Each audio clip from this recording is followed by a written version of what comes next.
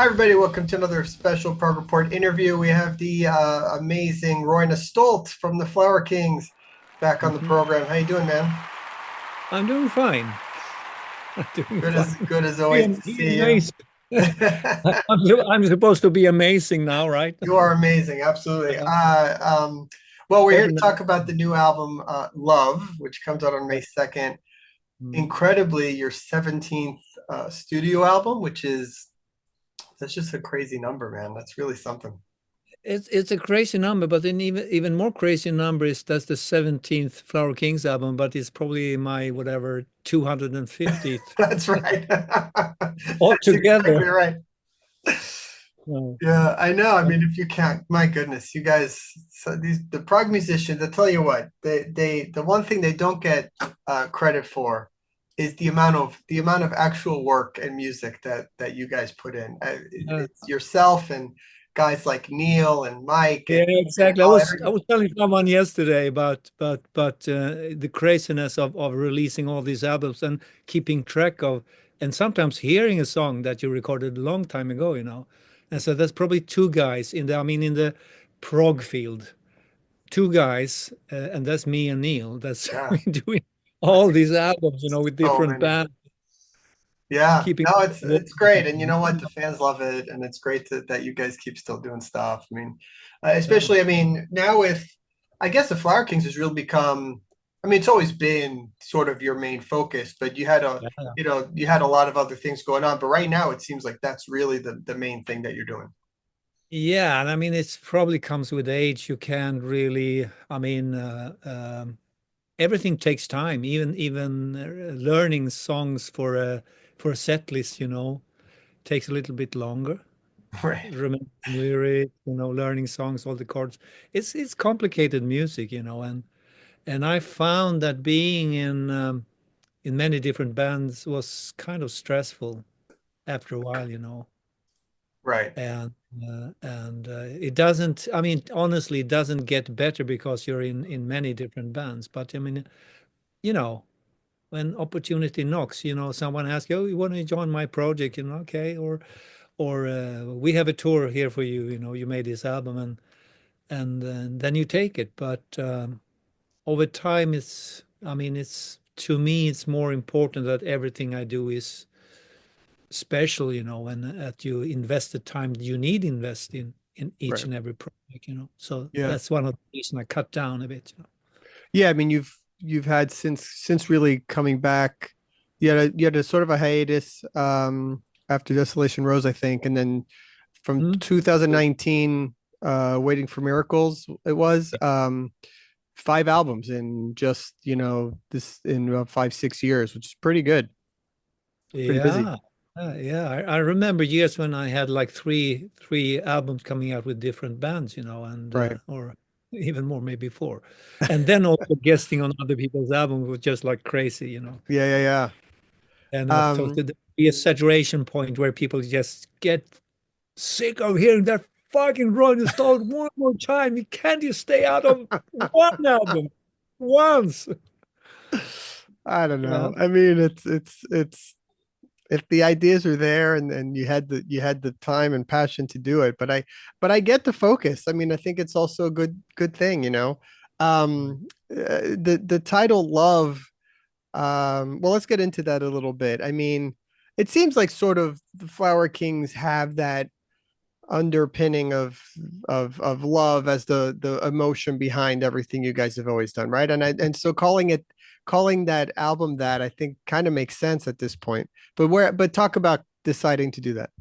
Yeah, I mean, deciding was probably, if I remember right, it was you're looking for a title and then you start looking into song titles. That's the natural thing. You look at the list of songs, and the song titles and see if you can find one song titles that sort of would work as a album title.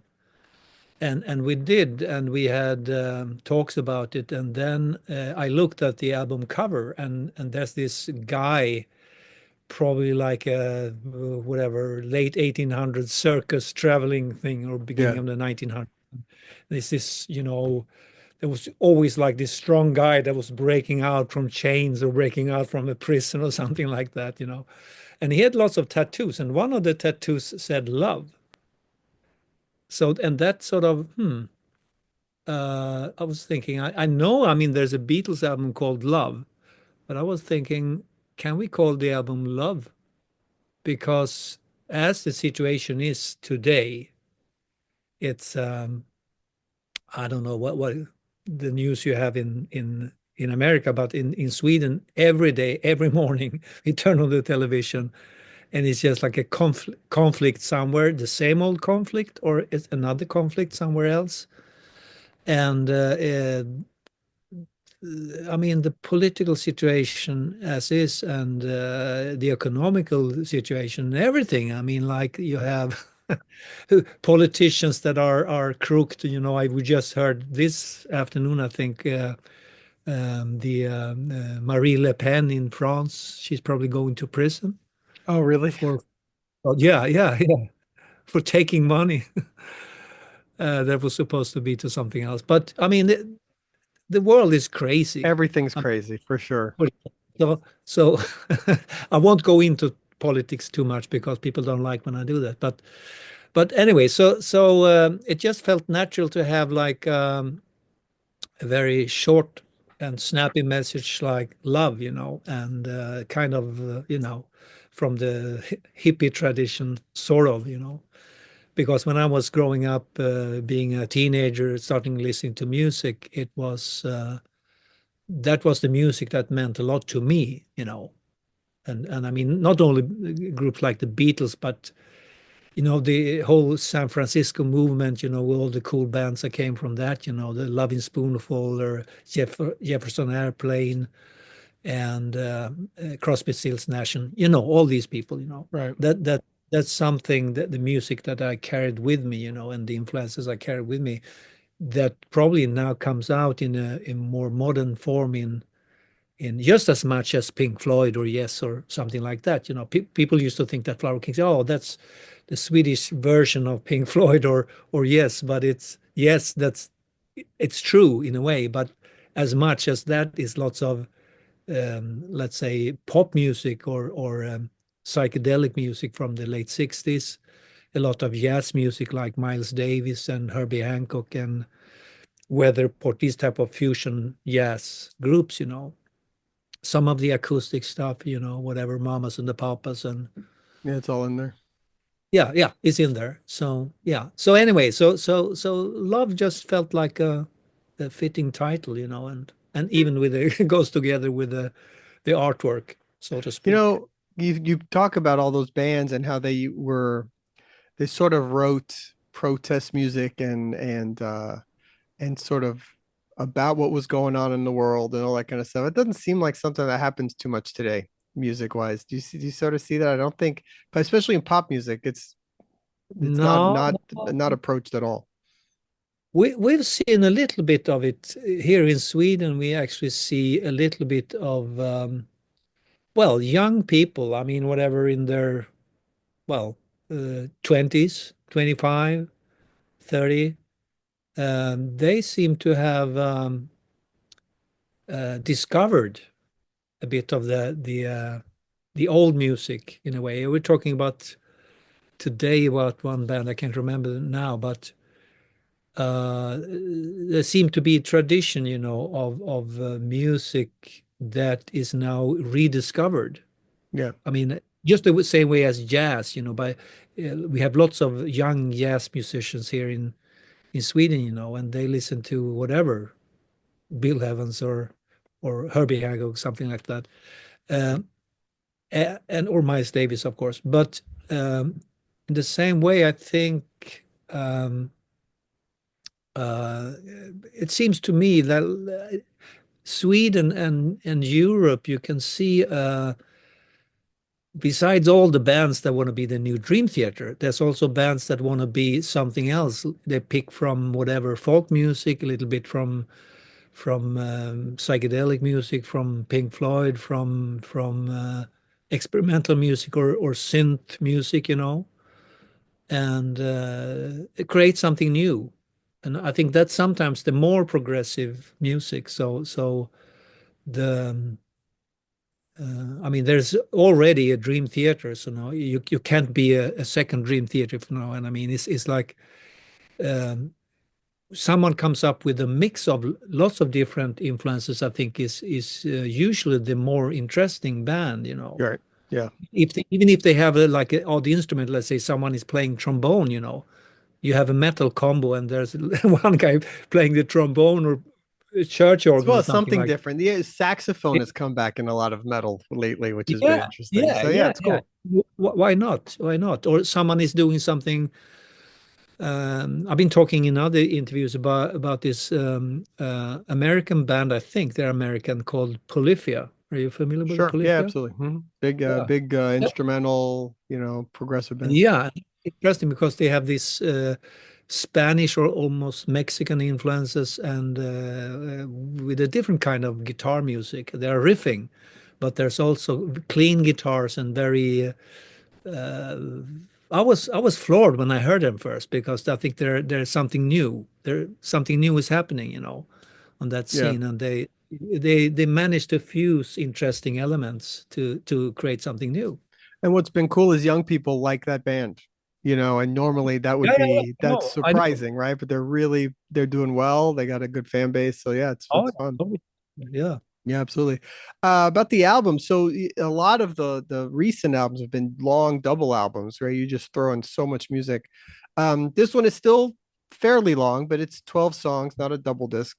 A few long tracks on there. So how did you approach this one? I mean, did you say I'm not writing a double record this time, or you just was there a limit on No, how you wanted to approach it?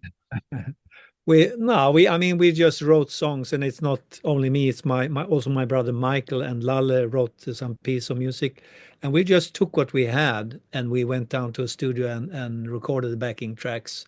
But we recorded more than we used, so we could have done a double album this time also. But it was just a decision to say, okay, Yeah, rather focus on these songs. right. We How can do feel there. you Yeah. how do you decide? I mean, what makes you settle on these songs versus this song? So do you discuss it among the band and each pick Yeah, some yeah, stuff? yeah.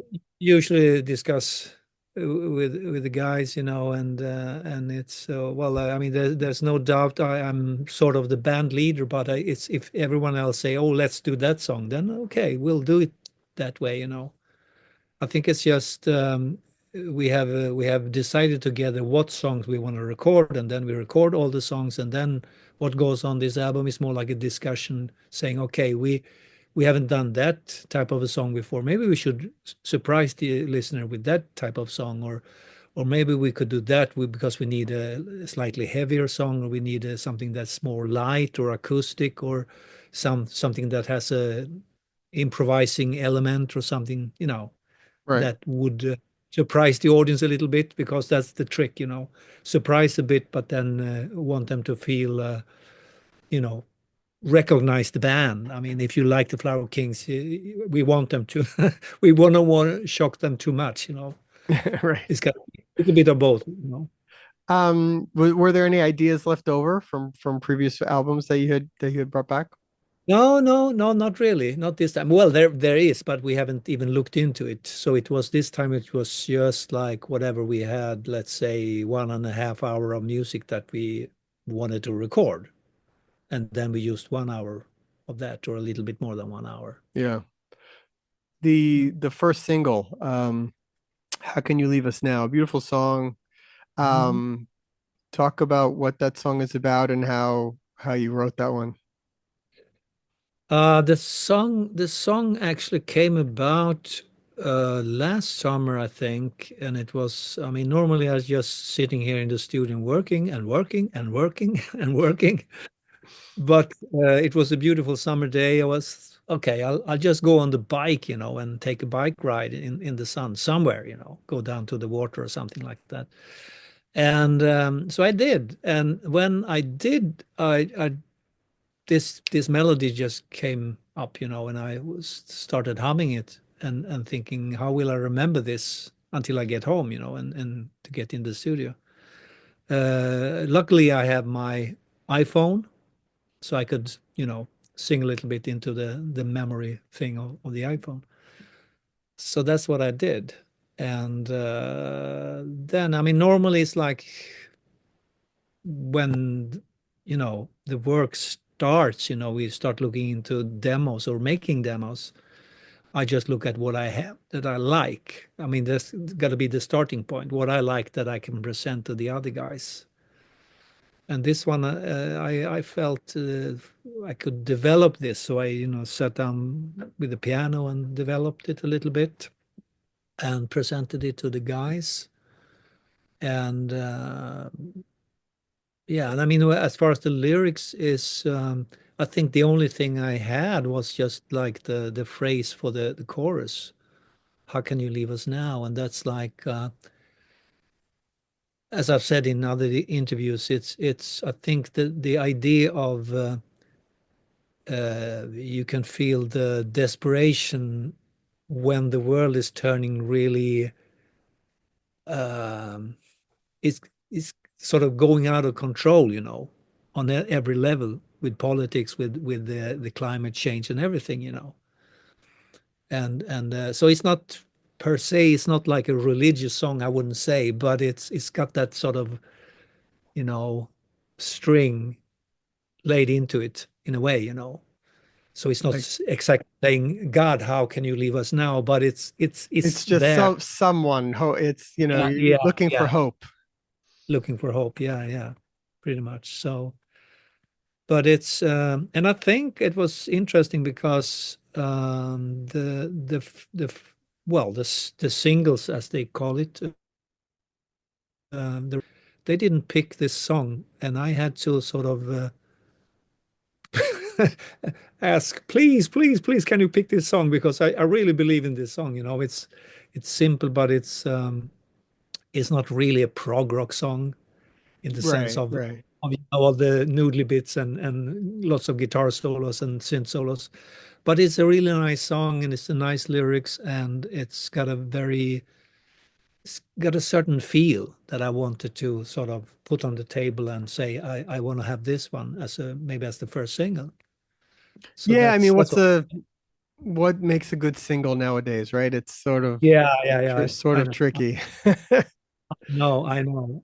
I think that our audience know that we can play flashy stuff, and we have lots of Sure, cool yeah, yeah. sounds and there's lots of cool drumming and everything. But sometimes just put on the table a very simple song that means something, and has a good melody. At this point in your career, like with the band, when you decide you want to work on new music, I mean, is there anything that you feel still that you want to approach, or it's just looking for a few more good songs, and that's as simple as that when you write the next one? You mean, generally speaking, when Yeah, writing yeah. I an mean, album? more like Oh, come on. I mean, collaborations or yeah, styles come or on. I mean, there's lots of collaborations to be done and lots of albums that I should have done. I once did a blues album, but that was I don't know if it even was a full-on blues album, but I always loved to play the blues, blues guitar.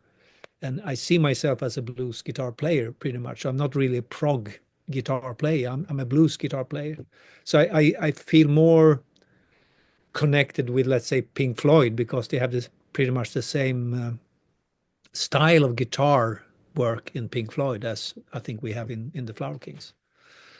So I always saw myself as that type of a player. So that's something I probably could do one more album in that style, And besides that, I think I've been working on more like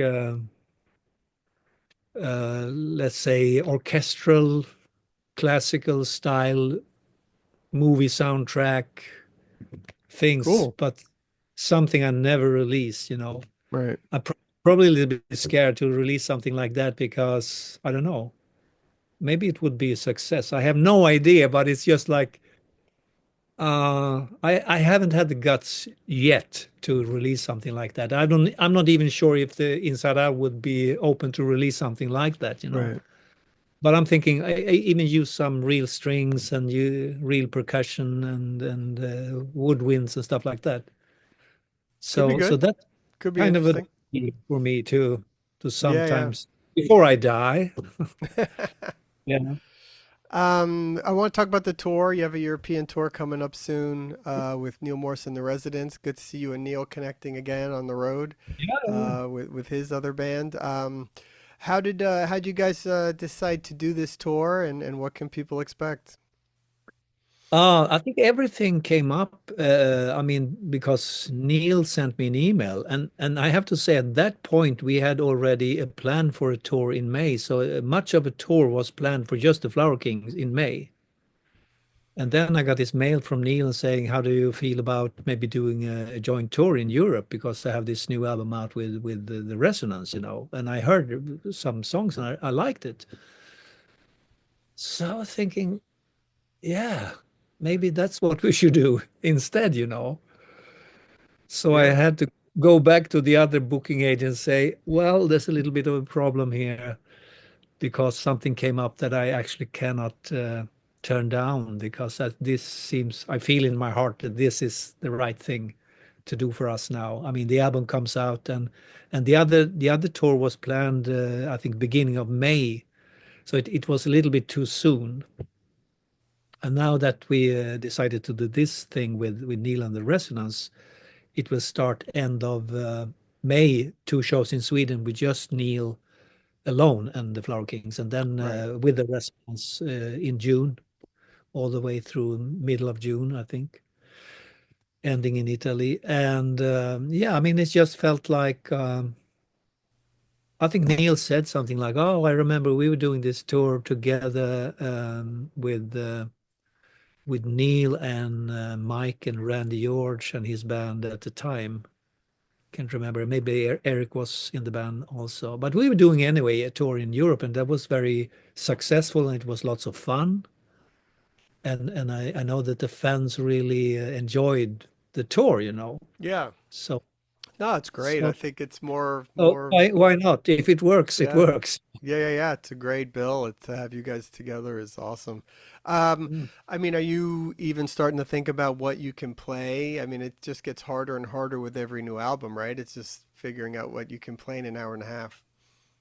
Oh yeah, I mean you mean each band? What the Flower King's gonna play? Well, for you, yeah.